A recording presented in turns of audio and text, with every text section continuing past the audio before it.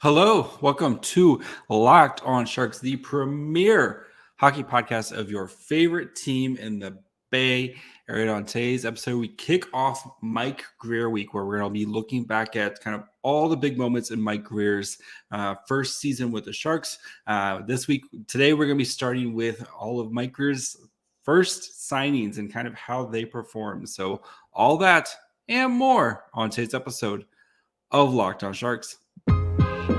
You're Locked On Sharks, your daily podcast on the San Jose Sharks.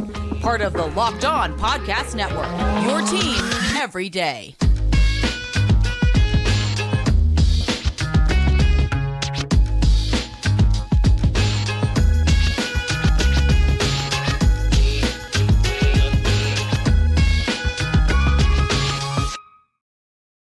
I'm your host, JD Young, contributor at San Jose Hockey Now, and I want to thank you for making Locked On Sharks your first listen. We're free and available wherever you get podcasts, and of course, you can watch this on YouTube as well, where all the episodes come out first.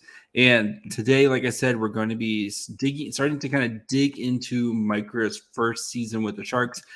So today we're going to be looking at all of his kind of free agent signings, his UFA signings.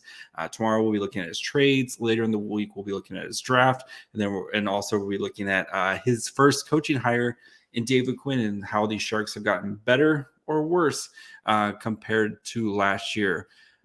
Before we dig into today's signings, do want to let you guys know about our friends over at HelloFresh. Skip trips to the grocery store and count on HelloFresh to make home cooking easy, fun, and affordable. That's why it's America's #1 meal kit. Go to HelloFresh.com/NHL60 and use the code NHL60 for 60% off free shipping.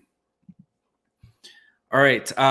So Mike Grier, of course, we're getting close to the 1-year anniversary, but he completed his first season with the Sharks and, wanted to kind of dig into everything that he's done. And the Sharks have gone through a lot of changes in a short amount of time with Mike Grier.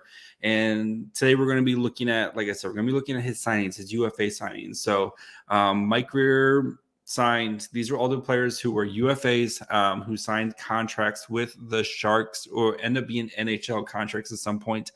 Derrick Pouliot originally was an AHL contract, later converted to an NHL contract. But so here are all the players that he signed: Oskar Lindblom, Nico Sturm, Markus Nutivaara, Matt Benning, CJ Cease, Aaron Dell, Andrew Agozzino, Evgeny Svechnikov, Scott Harrington, and Derrick Pouliot. So I went through and kind of gave grades to all the players, at least what I think of the signings so far 1 year in. So we're going to start with the Sharks guys, and then the last segment we'll talk about the kind of the guys who mainly played on the Barracuda.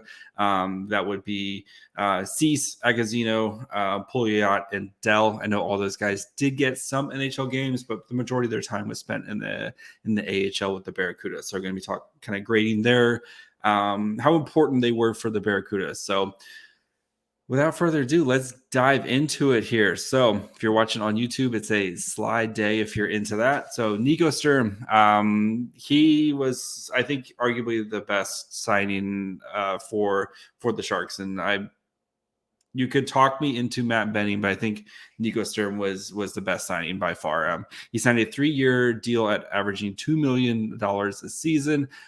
This season, he played 74 games, had 14 goals, 12 assists, 119 shots on goal, and 14.44 average time on ice. His Corsi 4 at 5-on-5 was 45.61. And his goals 4 at 5-on-5 were 45.12. His fantasy stats, 56th percentile offense for basically just under. He played a lot of little high, the high end of the third line forward. Defense was a little lower than you would kind of expect, but I think the big thing with Nico Sturm is just kind of what he did for Logan Couture, right? We talked about it last week on the big question with Couture of what, is this sustainable? And if Nico Sturm continues to play like this, I think you can argue that, yes, it's going to be sustainable. And, Nico Sturm, it's not like he's some old man. He's 27. I think next year will be his age 28 season. Nico Sturm should be a valuable player to the Sharks and should kind of have this third line center role locked down for the next couple years. And I think you have to give this contract so far, at least so far, an A. Mike Grier went out. We've seen the revolving door at 3C since Joe Thornton left. And he solved that problem this last offseason. And Nico Sturm is, originally it was going to be Nick Bonino. Nico Sturm quickly took the job from him. We saw a pretty solid, kind of centers between Hertl, Couture, Sturm, and then Lawrence, who we'll talk about tomorrow in the trades. But Nico Sturm, if you told me, he set career highs this season in goals, like Nico Sturm was a great, great addition and on a very, very affordable contract. At that $2 million price tag. So you have to give Mike Grier an A on that one. So next one, Matt Benning, a defenseman, signed a 4-year contract averaging at $1.25 million AAV. Played 77 games, had 1 goal, 23 assists, 58 shots on goal, played 1947 average time on ice. Corsi for 44.77, course goals for 44.23. And 62 percentile defenseman, kind of playing that second pair defense, and 9% offense. Again, you didn't sign Matt Benning to provide offense, but he did a good job. Also on the penalties, he drew way more penalties than expected and didn't take as many penalties as a normal player like him. So was a monster. Played a lot of shorthanded. Probably shouldn't be playing power play, but that's more of a indication on the rest of the Sharks roster, less on Matt Benning. But Benning, I think, again, we kind of were, a lot of us were like, what are we doing here with Matt Benning, especially the 4 years? But Matt Benning was a great signing for the Sharks, really, especially on that right side. The Sharks have literally no right-handed defenseman after Erik Karlsson. Matt Benning came in and he did an admirable job. Kind of got posterized a couple times, and that's going to happen when you were a defensive defenseman.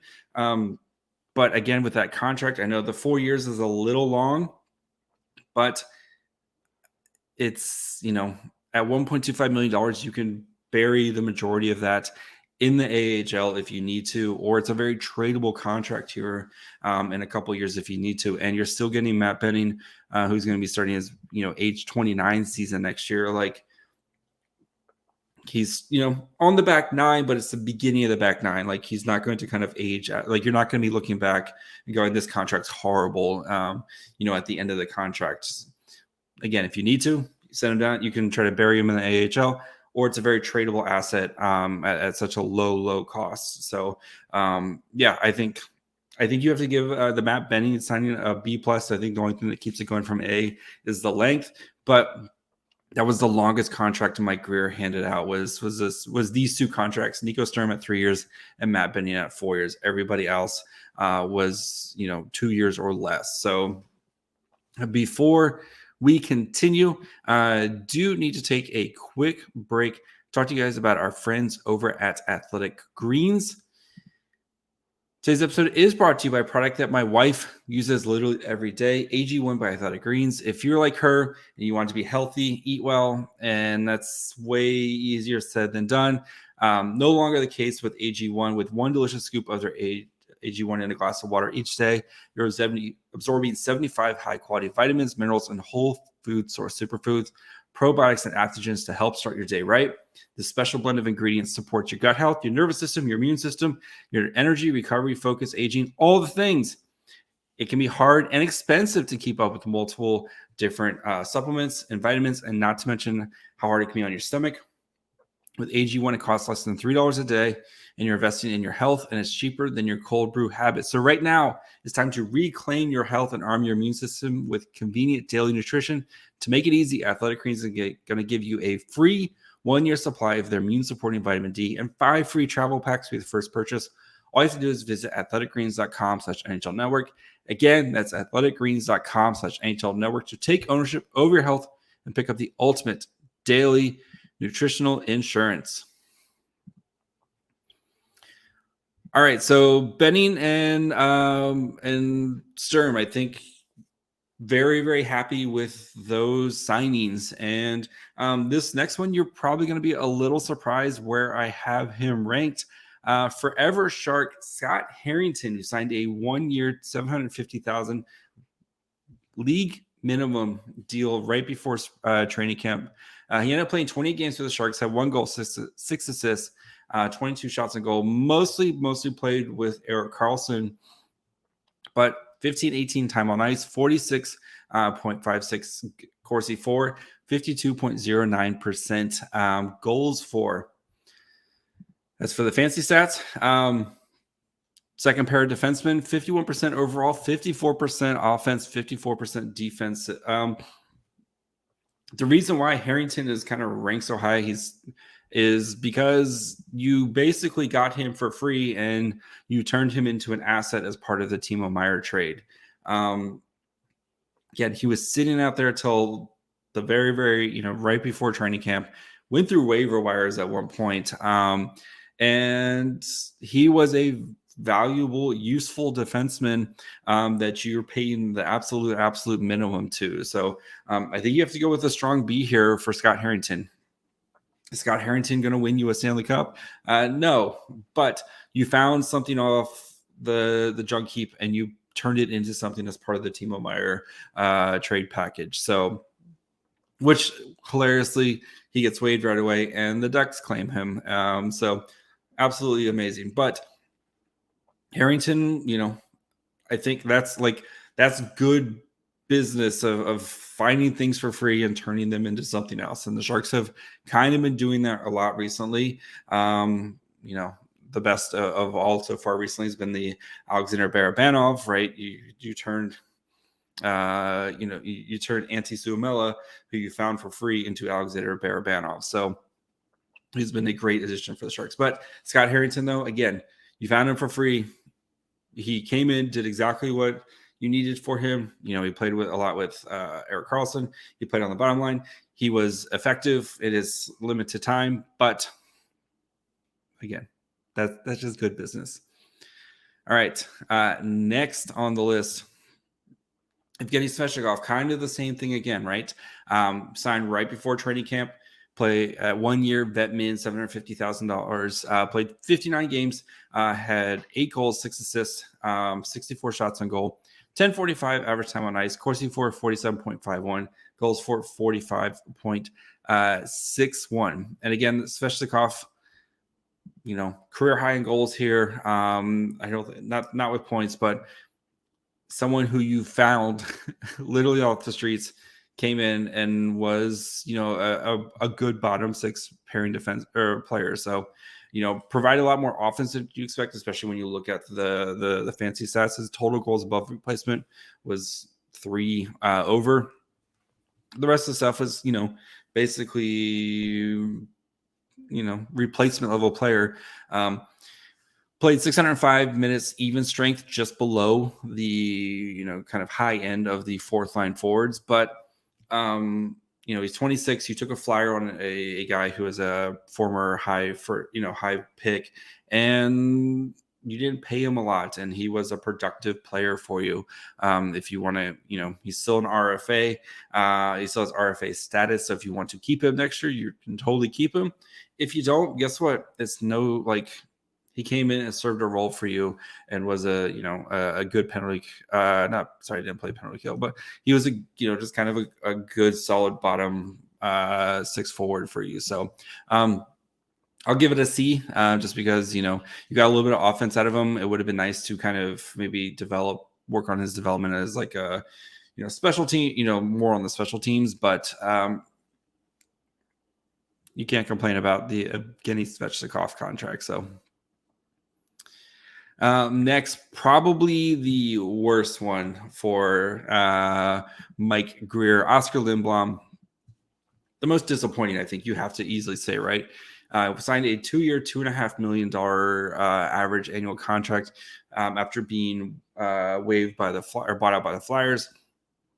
73 games this year, only had 6 goals, 9 assists, 75 shots on goal, played 10.34. Corsi for 45-15, goals for 37-10. Basically, you know, was on the fourth line for the Sharks. And, you know, before the season, right, you thought Lindblom had a chance to be a middle six, maybe second line guy for San Jose, especially because there was a lot of question marks of who's going to play with Couture and Barabanov. And I personally thought Lindblom was going to be that guy, but it never really kind of worked out for him this season. You know, I know everything that's, you know, with his background and with trying to still, you know, coming back from his cancer diagnosis, but, you know, just really kind of struggled. 8th percentile forward, 11th percentile offense, 30, you know, just couldn't find the offensive game that he was known for, you know, when he was drafted. And, you know, he's kind of going through that transition of trying to figure out what type of player he's going to be. But, you know, was playing fourth line minutes, got a little bit of power play and a little bit of shorthanded as well. But, you know, just when you're paying $2.5 million for this type of player, right? Would you rather have Evgeny Svechnikov, who you're paying the league min, or Oskar Lindblom, who you're paying $2.5 million? And they both basically provided the same, you know, kind of service type of thing. So I think you have to give this contract, I think you have to give it an F, right? Because what you could have done with that $2.5 million, you could have done something else with it, you know? So yeah, tough for Oskar. So he'll be back next year, of course, right, with the Sharks, but you know, I think we have to have lowered expectations for what Oskar Lindblom is heading into the next year with the Sharks. So, and then Markus Nutivaara signed a 1-year, $1.5 million contract and got hurt in his first preseason game and never played for the Sharks this year. So didn't give up a goal, but you have to give this one incomplete. I like the idea of taking a swing on a guy, like, you know, you kind of like the same thing you do with Lindblom, right? You're taking a swing on a guy who's shown he can do some stuff. Nutivaara has shown, you know, he could do some stuff before his injury, but yeah, it stinks for Nutivaara, who's, you know, there's rumors that he might be retiring type of situation, but, you know, never got a chance to actually see him play and kind of have a chance to, you know, go out there, especially with this defense core, right? There's plenty of opportunities.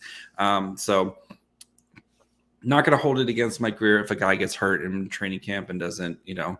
So I will give it an incomplete, you know, and just remember, forever Shark, Markus Nutivaara. Before we continue and get into the Barracuda guys, so we're going to talk about Agozzino, we're going to talk about Dell, you know, kind of their impact on the Barracuda. Not much on the Sharks because most of those guys only played a handful of games, but kind of their impact on the Barracuda. Do want to thank you guys for making Locked On Sharks your first listen every day. Every day is tomorrow on the show. Like I said, we're going to be doing trades. So we have the Brent Burns trade. We have the Timo Meier trade.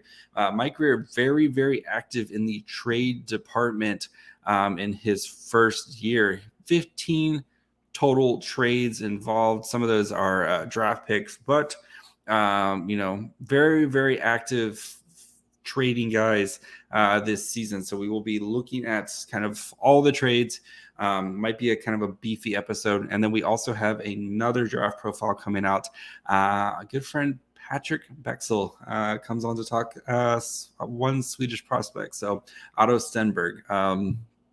So yeah, jam-packed day tomorrow. So make sure you guys are following along wherever you get podcasts and of course on YouTube as well. All right.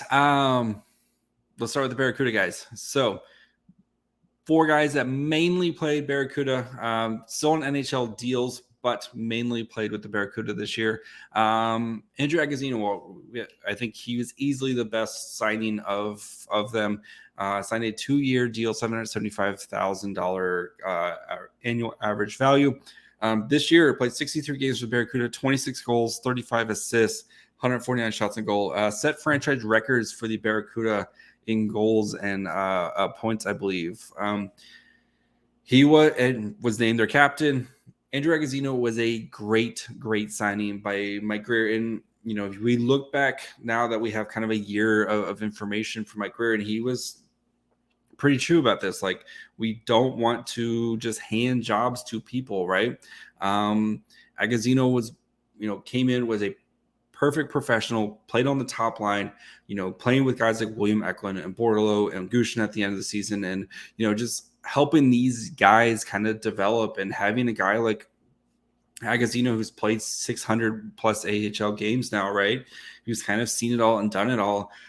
He's gotten to play a handful of NHL games as well, but just having a guy like that in your organization he knows his job is to help these young players get better and to go out there and produce. And he did everything you could have want from him. So he'll be back again next year. He will have to clear through waivers, but I'm not too worried about that. So Agozzino, great A plus, whatever, came in, fulfilled his role, looked good in the NHL. Like, so if you need kind of a break glass in case of emergency, you know exactly what you're getting with him. He's a professional hockey player, and seems like a great guy. I'm gonna try to get him on the podcast this summer. So that's the hope.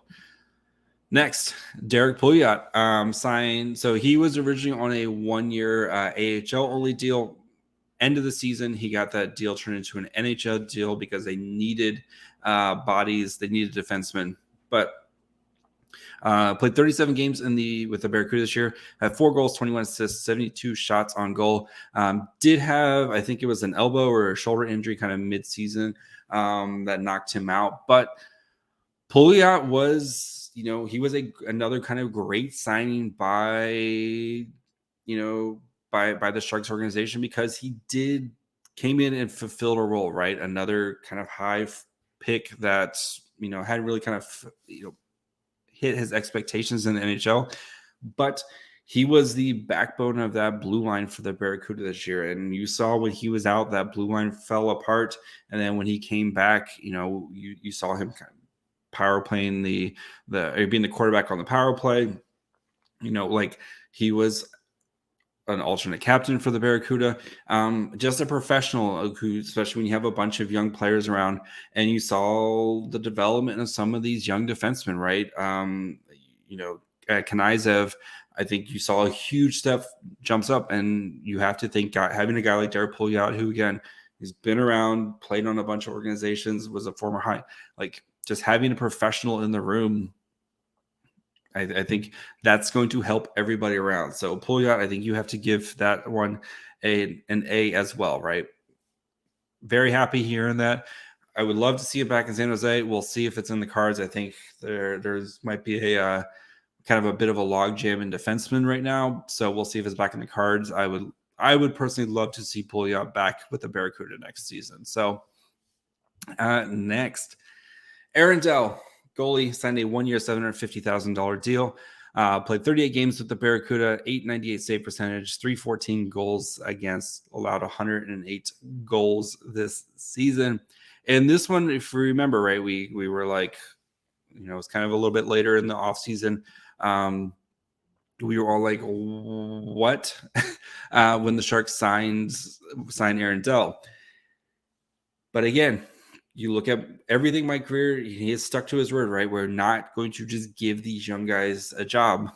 They have to earn this job, right? And that was the same thing with Eetu Makiniemi and Strauss-Mann. And neither one of them could beat Aaron Dell. I know Makiniemi ended the season with an injury, but none of those guys could kind of take the job from Aaron Dell. And they rode Aaron Dell hard trying to make the playoffs. I think he started a bajillion games in a row until they were out of it. But,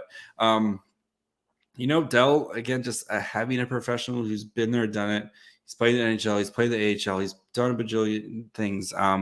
Just especially with John McCarthy, right, first year head coach, just having another veteran around who you can kind of lean on type of situation. Dell and McCarthy, of course, have known each other. They've played together, all that fun stuff. So I'm gonna give the Dell signing a B. Did exactly what he came in. You would have loved to see play a little bit better, but I think he kind of got rode a little bit too much there. Would have liked to see McAnemy or Mann kind of win the job at some point, but Dell just beat the kids. So and finally, one CJC's 1 year $775,000 deal. Played 46 games with the Barracuda, had 10 goals, 12 assists, 59 shots on goal. Did also have an injury. I think he was out for about a month as well, kind of near the 2/3 mark of the season.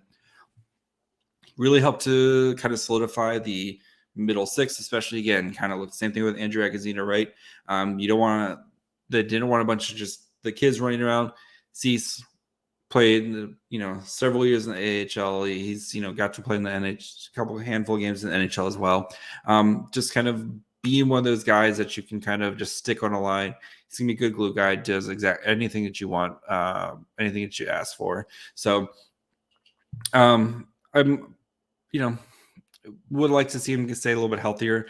But I'll go with a B- for CJC's. Did exactly what he was supposed to do. So wrapping it all up, I think you have to kind of look at Mike Grier's no home runs. None of these guys are out there, winning you championships right now, but he had a plan and he stuck to it. And all those guys kind of had a role.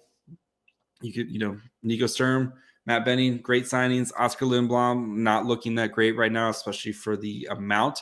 But again, all kind of safe signings. So we'll see, when Grier starts to get a little bit more cap space here and starts to go a little bit more big game hunting. Hopefully one day, that'd be fun. See how he kind of handles that. But I think you have to be, pleasantly, I think you have to feel pretty good about Grier's signings this year and how, they all kind of fit the role that was asked of them. So overall, we'll give him a B on his. Mike Grier gets a B on his first round of UFA signings. So hope you guys enjoyed that conversation. Like I said, we'll be back tomorrow to look at trades.